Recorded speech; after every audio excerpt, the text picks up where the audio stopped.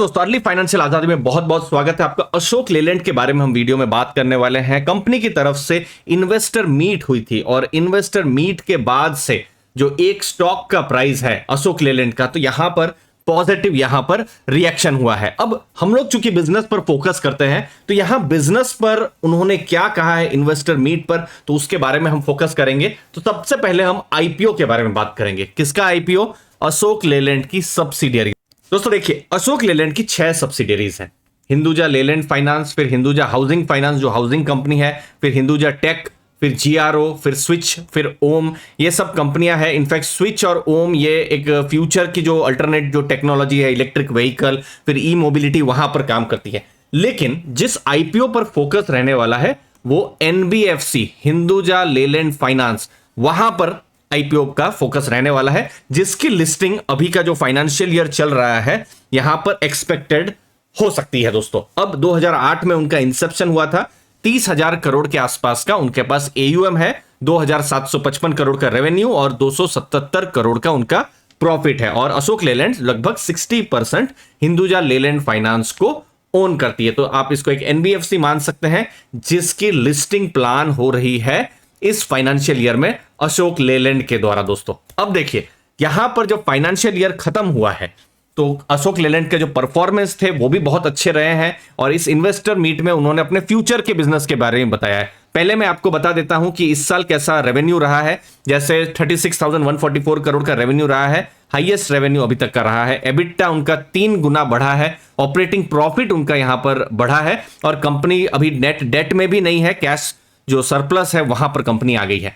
फिर कंपनी का main business क्या है? वो एक साइक्लिकल सेक्टर का बिजनेस है। मतलब जो कॉमर्शियल व्हीकल्स है और मीडियम हैवी कॉमर्शियल व्हीकल या फिर लाइट कॉमर्शियल व्हीकल, जो ट्रक्स होती है, जो बसेस होती है, वो उनका मेन बिजनेस है। तो यहां पर उन्होंने मार्केट शेयर गेन किया हुआ है मीडियम हैवी कॉमर्शियल व्हीकल में। लगभग अभी मार्केट शेयर 31.8% यहां हुआ है और उन्होंने मार्जिन भी गेन किए हैं। लाइट कॉमर्शियल व्हीकल में उनके जो वॉल्यूम्स रहे हैं लगभग 67,000 के आसपास में रहे हैं, जो कि हाईएस्ट एवर वॉल्यूम उनके हैं। इंटरनेशनल ऑपरेशन भी उनका मजबूत रहा, जहां पर भारत की जो दूसरी कंपनियां उन्होंने स्ट्रगल किया है, लेकिन जो अशोक लेलैंड है की जो कंपनी है उन्होंने इंटरनेशनल बिजनेस मजबूत किया हुआ है। अब उनका मीडियम गोल यहां क्या है, और ये इन्वेस्टर मीट में उन्होंने कहा है कि मीडियम हैवी कॉमर्शियल व्हीकल में 35% का मार्केट शेयर ले जाना, जो अभी आप देख सकते हैं, ये देखिए 31.8% के आसपास में है, इसको 35% के आसपास में ले जाना। लाइट कॉमर्शियल व्हीकल का मार्केट शेयर लगभग 25% के आसपास में ले जाना। एबिटा मिड टीन्स, मतलब 13, 14, 15, 16 उसके आसपास में एबिटा जो है वो रहने का प्लान है और नेट ऑपरेटिंग कैश उनका सरप्लस हो। ये उनका मीडियम टर्म का प्लान है। मीडियम टर्म से आप सोच सकते हैं 2, 3, 4 साल को आप मीडियम टर्म सोच सकते हैं। अगली चीज अशोक लेलैंड जो इन्वेस्टर मीट में डिस्कस हुई है वो ये कि वो दूसरे देशों में भी ग्रो कर रहे हैं। जैसे 2021 मार्च में वो 28 देशों में थे और 2023 मार्च जो 2 साल खत्म हुए और अभी जो मार्च का महीना खत्म हुआ वो 28 से 38 कंट्रीज में वो उनका जो बिजनेस है वो ग्रोथ हुआ। ठीक है, ये जो ब्लू कलर में आप देख पा रहे हैं ये सब जो नई कंट्रीज हैं उन्होंने ऐड किया है। लेकिन जो अभी का जो फाइनेंशियल ईयर और उसके बाद में और ज्यादा ग्रोथ का उनका प्लान है, लगभग 50 कंट्रीज तक जाने का।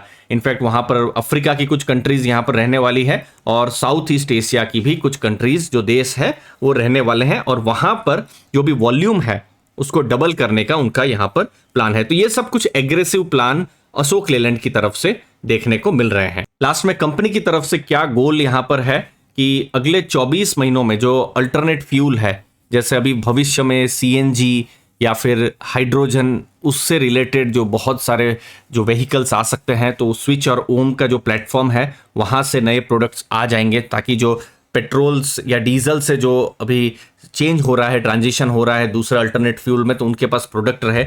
मीडियम हैवी कमर्शियल व्हीकल में हमने देखा कंपनी ने कहा है 35% का ग्रोथ। फिर नॉर्थ मतलब भारत के उत्तर भाग और पूर्व भाग में अशोक लेलैंड का बहुत ज़्यादा नाम नहीं है, वहां पर उनका ग्रोथ करने का प्लान है। और जो नॉन कमर्शियल व्हीकल का जो बिजनेस है, जैसे डिफेंस का, पावर सॉल्यूशन, वहां पर भी ग्रोथ का प्लान है और साथ साथ एबिटा भी ग्रोथ करने का प्लान है। तो ये सब कुछ जो डिटेल्स हैं डिस्कस हुई थी जब इन्वेस्टर मीट यहां पर हुआ था। तो बिजनेस अभी तो अच्छा चला है, अभी का जो फाइनेंशियल ईयर खत्म हुआ है और अभी जो फाइनेंशियल ईयर चल रहा है यहां पर भी बिजनेस अच्छा होने का जो है एक्सपेक्टेशन है। लेकिन अशोक लेलैंड के केस में एक चीज बिल्कुल ध्यान में रखिएगा, कॉमर्शियल व्हीकल का बिजनेस साइक्लिकल होता है। इनफैक्ट जब हम टाटा मोटर्स की भी एनालिसिस करते हैं, अब टाटा मोटर्स के तो बहुत सारे बिजनेस है, जेएलआर है, रेंज रोवर का बिजनेस है, फिर भारत में पर्सनल व्हीकल का बिजनेस है और उसमें कमर्शियल व्हीकल है, तो उसमें एक पार्ट हो जाता है जो कमर्शियल व्हीकल का बिजनेस है।